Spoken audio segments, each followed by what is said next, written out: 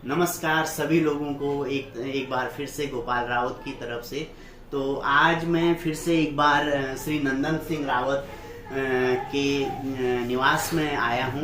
तो इनसे जो है पिछले बार की तरह दिल्ली के हालचाल जानने के लिए।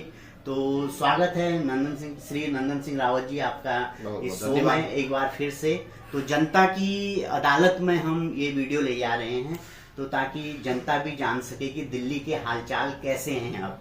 तो आप बताइएगा जनता को कि आपको दिल्ली में पिछले साल के मुकाबले इस साल कैसा लग रहा है और क्या दिल्ली के हालचाल हैं। मैं सबसे पहले आपका धन्यवाद करता हूं। आप समय समय पर मेरे को जनता के हालचाल पूछते हैं, इससे पता चलता है आप देश के प्रति जागरूक इंसान और हर एक इंसान को जागरूक होने के लिए मैं प्रेरित करने की कोशिश करता हूं। आपने पूछा दिल्ली के बारे में। वैसे तो मैं इस बार जो है ना कुछ उत्तराखंड में भी गया था। उत्तराखंड आने के बाद लोगों ने बोला मेरे को, जी आप हमारे एक्समैनों ने बोला जी रावत जी आप दिल्ली आओ। दिल्ली में हमारे एक्समैन जो है ना जंतर मंतर में बैठे हुए हैं, इसकी और फेडरेशन ऑफ वेटरन एसोसिएशन बना रहे हैं, तो इसमें आप हमें गाइड करो। तो इस चक्कर में मैं आया था और मैं सुनता रहता हूँ दिल्ली का हालचाल। और दिल्ली में अभी बीच में ये धुंध की वजह से काफी सांस लेना बहुत जहर हो गया था।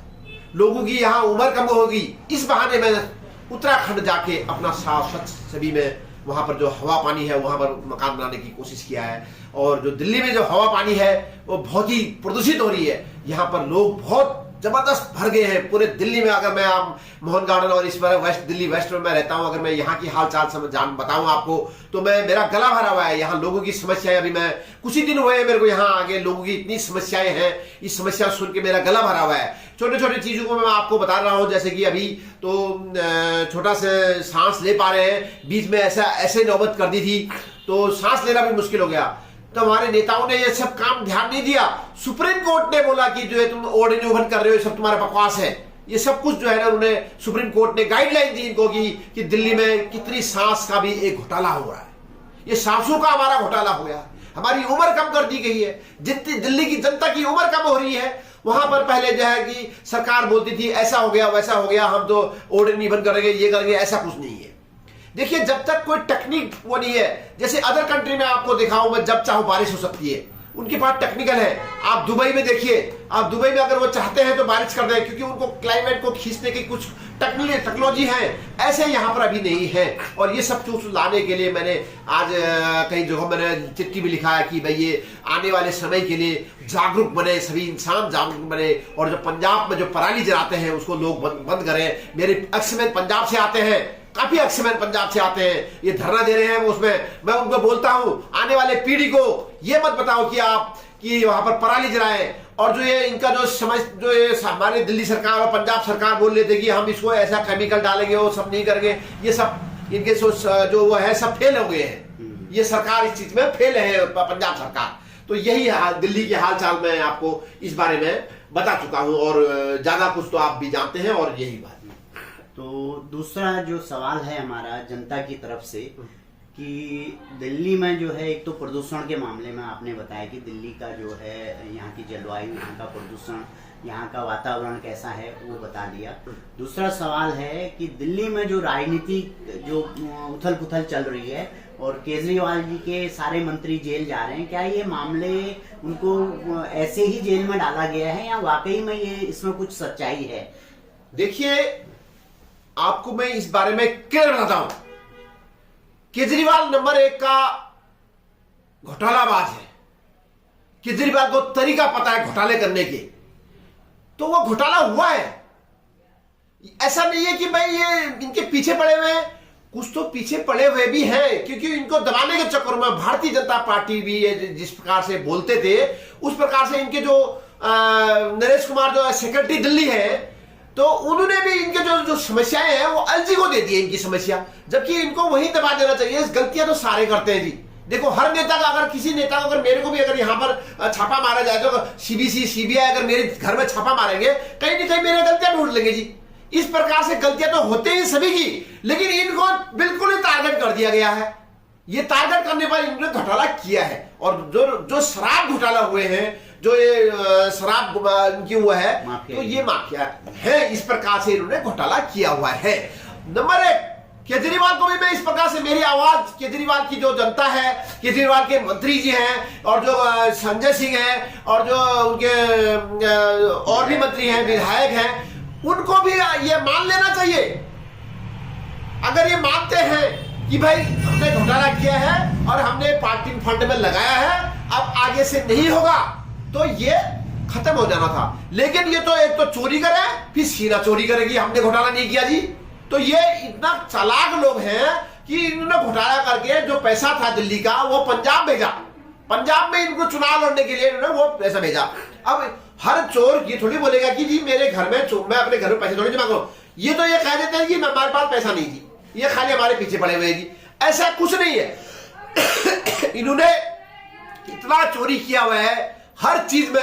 अगर कोई घोटालाबाज भ्रष्टाचार है तो सबसे बड़ा भ्रष्टाचार केजरीवाल है। मैं दावा करता हूं आज सबसे बड़ा घोटाला केजरीवाल है।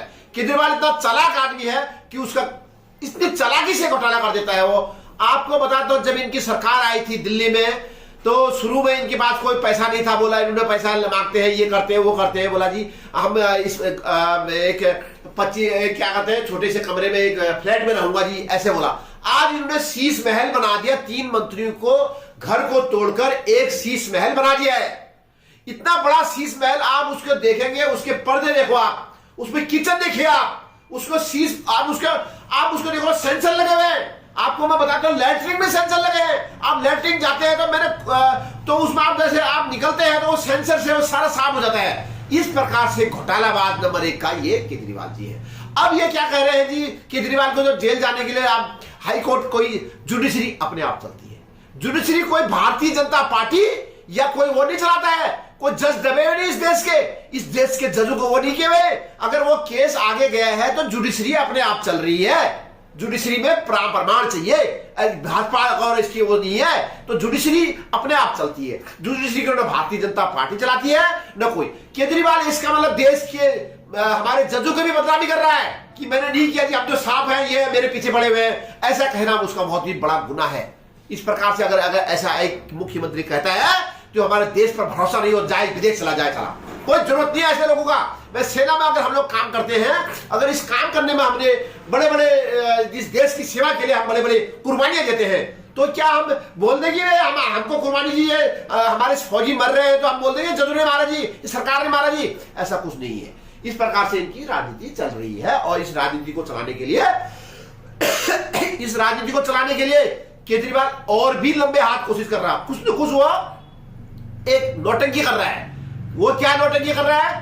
पूरे चैनलों को नहीं, वो जो अपने ही चैनल बना लिया इसने, अपने ही जनता बना लिया, अपने ही उसने बनाया जी मैं जेल से सरकार चलाऊंगा, मैं जेल जाने वाला हूं, मैं जेल से सरकार चलाऊंगा। अरे भाई साहब, आप जेल से क्यों चलाएंगे सरकार?